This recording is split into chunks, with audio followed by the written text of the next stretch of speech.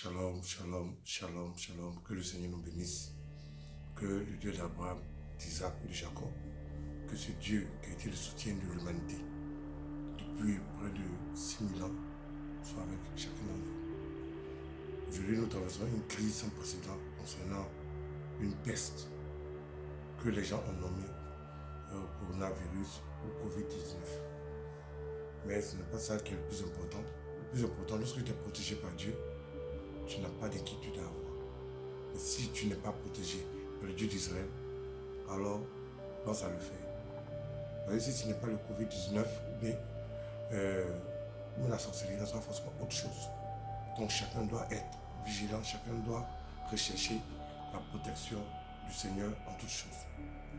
Aujourd'hui, nous allons parler un peu de la marque de Caïn. C'est quelque chose qui est très important à comprendre, quelque chose qui est très important à mémoriser, parce que le pouvoir de Caïn est un pouvoir extrême et puissant. Pour rappel, Dieu a créé Adam et Ève. Et Adam et Ève ont eu deux enfants. L'un qui s'appelait Abel et l'autre qui s'appelait Caïn. Abel était éleveur. Il élevait les moutons, les bœufs. Et Caïn était cultivateur. Et donc, à chaque période, on doit faire des offrandes à l'Éternel.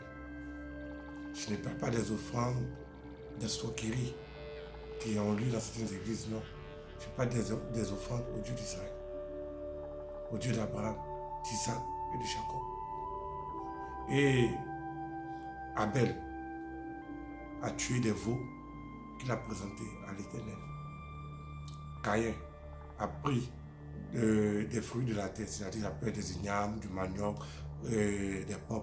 En tout cas, tout ce qu'il a planté, il a présenté ça aussi comme offrande à l'Éternel. Mais l'Éternel a été favorable plutôt à l'offrande d'Abel. Ce qui a fait que Caïn s'est énervé, Caïn s'est fâché, Caïn a eu de la haine contre son frère parce que son frère a été approuvé par Dieu. Dans sa colère, il a préparé son coup et il a tué Abel dans les champs. Et Dieu vient vers Caïn. Il dit, Caïn, où est ton frère? Caïn va répondre de manière effrontée à Dieu, est-ce que moi je suis le gardien de mon frère? Et Dieu va lui dire, le sang de ton frère crie depuis la terre jusqu'à moi. Et ensuite, Dieu va maudire Caïn pour le meurtre qu'il a commis. Mais voici la partie la plus intéressante de cette histoire. Dieu dit à Caïn, tu vas errer à la surface de la terre. Il n'y aura aucun lieu où tu auras du repos. Et Caïn répond à Dieu, Seigneur, si je erre à la surface de la terre, quiconque me trouvera me tuera. Quiconque va me croiser va me tuer. Parce que je serai livré à moi-même.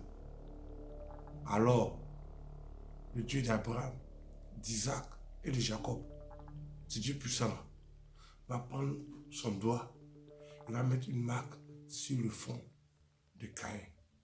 Et il va lui dire, à cause de la marque que j'ai mise sur toi, personne ne te tuera, peu importe l'endroit où tu vas, tu ne seras pas menacé, tu ne seras pas tué, tu ne seras pas écrasé.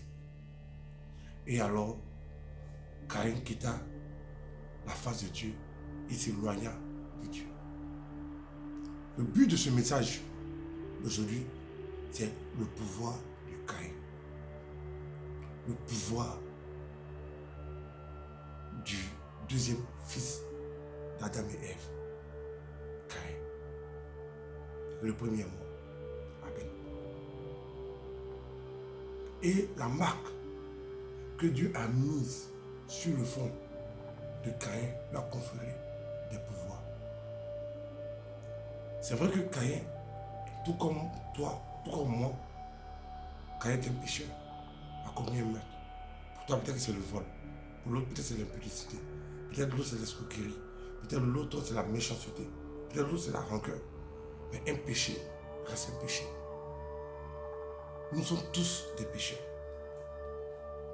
Mais contrairement à nous, et puis à Caïn, Caïn il a reçu une marque qui fait que malgré son péché, la mort, la tragédie, l'assassinat ne viendront pas vers lui.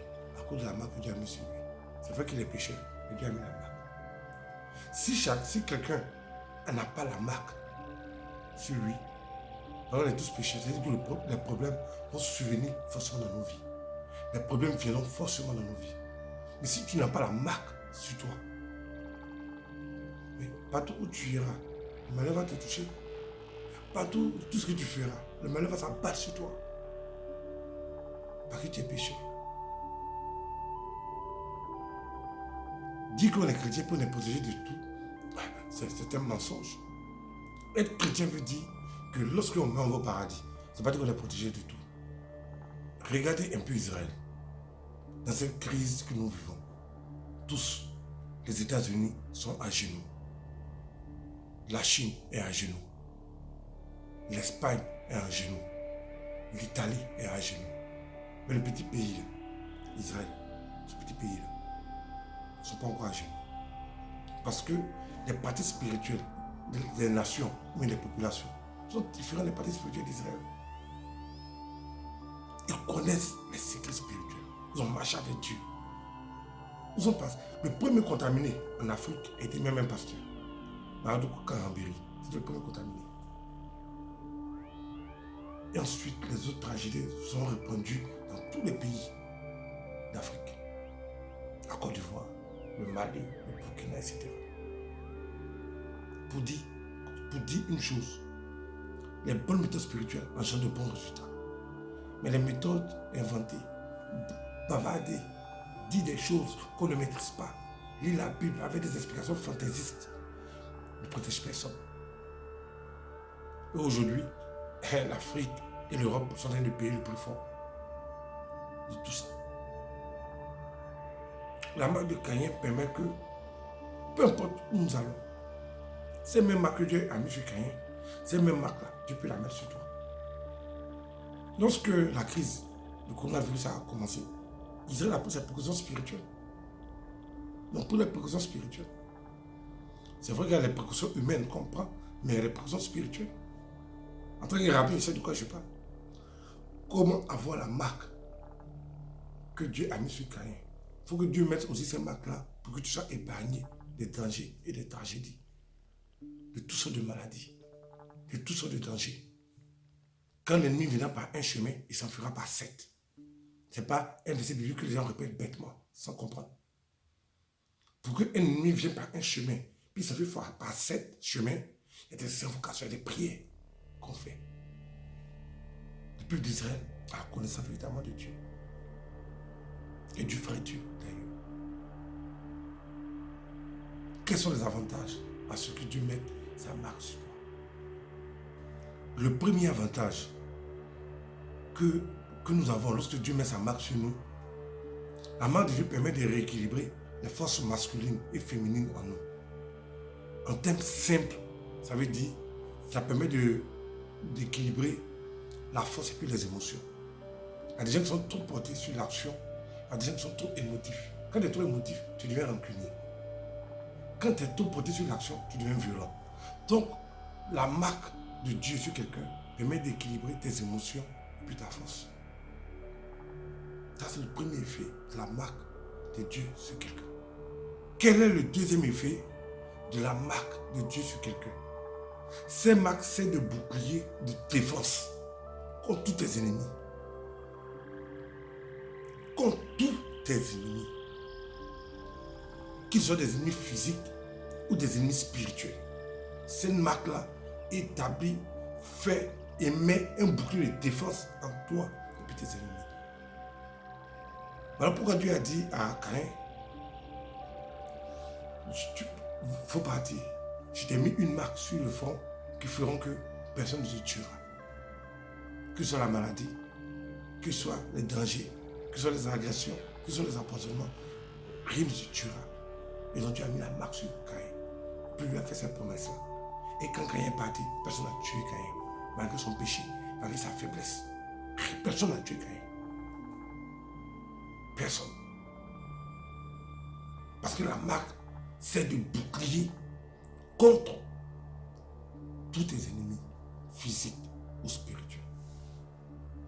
La marque de Dieu attire les zones bénéfiques. La même marque qui a été mise sur la tête de Caïn, sur le front de Caïn, attire les zones bénéfiques et repousse les maléfiques. Quand Caïn est quitté devant la face de Dieu, la Bible dit que Caïn est parti se marier. Et malgré le meurtre, malgré l'assassinat de son frère, il est parti, il a réussi à se marier et avoir des enfants.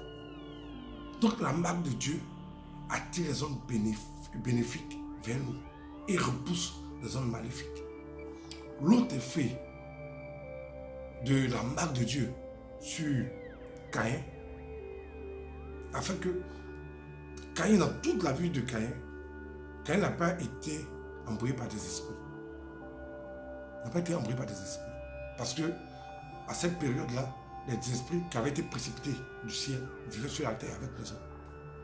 C'est après cela que Dieu a envoyé le déluge. Mais cette histoire que je vous raconte de Caïn, c'est en Genèse chapitre 4. C'est-à-dire que le déluge n'avait pas encore eu lieu. Donc cette marque de Dieu a protégé Caïn contre les esprits mauvais qui vivaient à la surface de la terre. Donc Israël est protégé des tragédies et les enfants d'Israël sont protégés des tragédies parce qu'ils savent comment mettre la marque de Dieu sur eux. Si tu veux faire 20 ans de pèlerinage en Israël, un jour il ne va jamais te dire. Parce que c'est quelque chose qui se transmet de père en fils.